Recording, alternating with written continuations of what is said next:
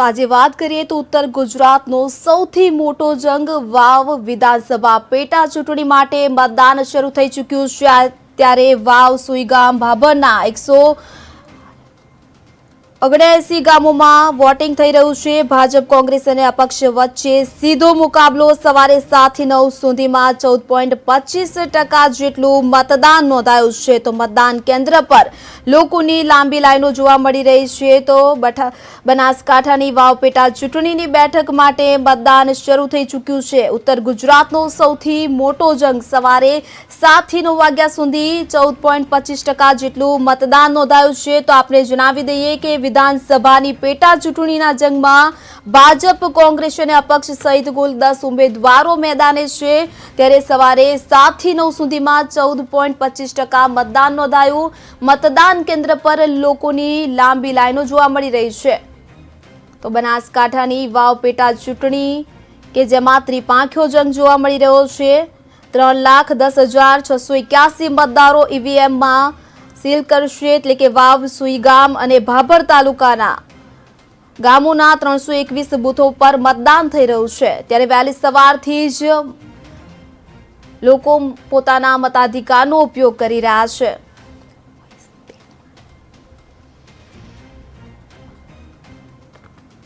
તો વાવ વિધાનસભાની પેટા ચૂંટણીનું આજે મતદાન થઈ રહ્યું છે। મતદારો વહેલી સવારથી જ મતદાન મથકો પર લાઈનો લગાવી છે। તો પેટા ચૂંટણી લોકસભાની ચૂંટણી કરતા જે વધુ રસાકસી ભરી છે। ત્યારે આજે મતદાન થઈ રહ્યું છે। ભાજપે સ્વરૂપજી ઠાકોરને ટિકિટ આપી છે, જ્યારે કોંગ્રેસે ગુલાબસિંહ રાજપૂતને મેદાને ઉતાર્યા છે। તો આ વાવ વિધાનસભાની ચૂંટણીમાં ભાજપ કોંગ્રેસના બંને ઉમેદવારો સાથે જ એટલે કે અપક્ષમાંથી માવજી પટેલને ટિકિટ આપવામાં આવી છે। ત્યારે બનાસકાંઠાની વાવ વિધાનસભા પર ત્રિપાંખીયો જંગ જામ્યો છે।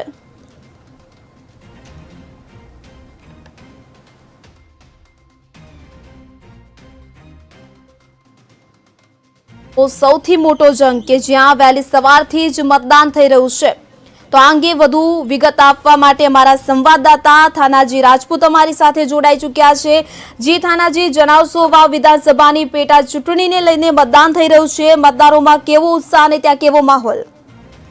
જી, અત્યારે વહેલી સવારથી જ મતદારોમાં ખૂબ જ મોટો ઉત્સાહ જોવા મળી રહ્યો છે। અને વાવ તાલુકાના બિયુક ગામથી પણ સ્વરૂપજીએ વહેલી સવારથી જ મતદાન કર્યું હતું અને મતદારોની કતારોમાં લાઈનો લાગી છે અને વહેલી સવારથી 14.25% જેટલું મતદાન 7 થી 9 ના ગાળામાં થઈ ગયું છે અને હજુ પણ કતારો લાંબી લાઈનોમાં છે। અને વાવ તાલુકા વિધાનસભાની પેટા ચૂંટણીમાં જ્યારે મતદાનમાં લોકોમાં ખૂબ જ ઉત્સાહ જોવા મળી રહ્યો છે અને વાવ તાલુકાના ભાખડી ગામે ઈવીએમ ખોડવાયું હતું, પણ મતદાન પ્રક્રિયા અટકી ગઈ હતી ને જો આ મશીન બદલતા તાત્કાલિક ધોરણે પેટા ચૂંટણીમાં રસાકસીનો જંગ જામ્યો છે। ત્યારે મતદાન ના ઈવીએમ ખોરવાય તાત્કાલિક ધોરણે ઈવીએમ બદલીને ફરીથી મતદાન પણ શરૂ કરવામાં આવ્યું હતું અને અત્યારથી જ કતારો લાગી ગઈ છે અને વહેલી સવારથી 7 વાગ્યાથી જ મહિલાઓ અને વૃદ્ધ લોકો પણ મતદાન કરવા માટે તત્પર થઈ રહ્યા છે।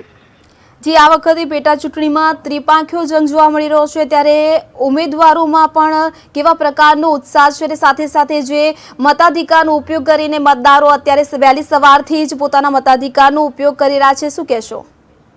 જી, પેટા ચૂંટણીમાં ઉમેદવારોમાં પણ ખૂબ જ ઉત્સાહ છે। ગુલાબસિંહ રાજપૂત પણ જે મુછાળા ભગવાન કહેવાય, ધરણીધર મિની દ્વારકા જે કહેવાય છે, ઢીમાથી સાંભળાના દર્શન કરીને જ શરૂઆત કરી હતી, પણ તેમનો મત થરાદમાં છે એટલે તે મતદાન કરી શક્યા નતા અને માવજીભાઈ પણ મતદાન થરાદમાં છે એટલે એ મતદાન કરી શક્યા નતા, પણ સ્વરૂપજી ઘરેથી જ એમને જે કુળદેવીની પૂજા અર્ચના કરી અને ગાય માતાની પૂજા કરી અને વહેલી સવારેથી ભાભરથી આવીને બિયુક ગામે આવીને મતદાન કર્યું હતું અને મતદાનમાં ખૂબ જ મોટો ઉત્સાહ જોવા મળી રહ્યો છે।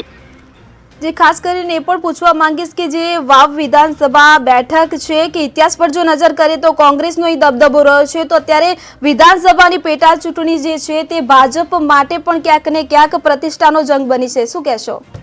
હા, એ વાત 100% સાચી છે, કારણ કે વાવ વિધાનસભા હર હંમેશા કોંગ્રેસનો દબદબો રહ્યો છે અને કોંગ્રેસનો ગઢ ગણાય છે, પણ આ વખતે ત્રિપાંખીયા જંગની અંદર મતદારો કોને તાજ પહેરાવશે એ હજી નક્કી થઈ શક્યું નથી, પણ કોટાની ટક્કર માવજીભાઈ અપક્ષ અને કોંગ્રેસમાં જોવા મળી રહી છે.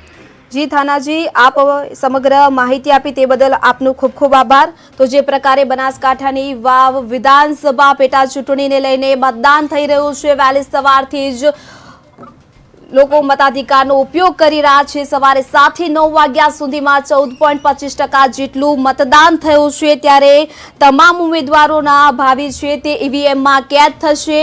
ત્યારબાદ બનાસકાંઠા વાવ વિધાનસભા પેટા ચૂંટણીમાં કોના સિરે તાજ રહેશે તે તો જોવું રહ્યું.